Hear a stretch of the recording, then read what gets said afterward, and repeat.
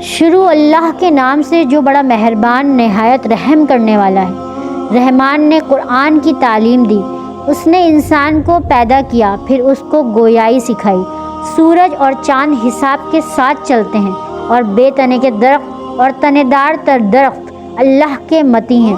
اور اسی نے آسمان کو اونچا کیا، اور اسی نے دنیا میں ترازو رکھ دی تاکہ تم تولنے میں کمی بیشی نہ کرو، اور انصاف اور حق رسانی کے ساتھ وزن کو ٹھیک رکھو اور تول کو گھٹاؤ مت۔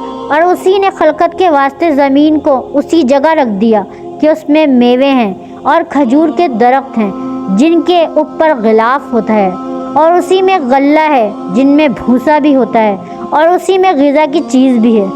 سو اے جن اور انس، تم اپنے رب کی کون کون سی نعمتوں کو جھٹلاؤ گے؟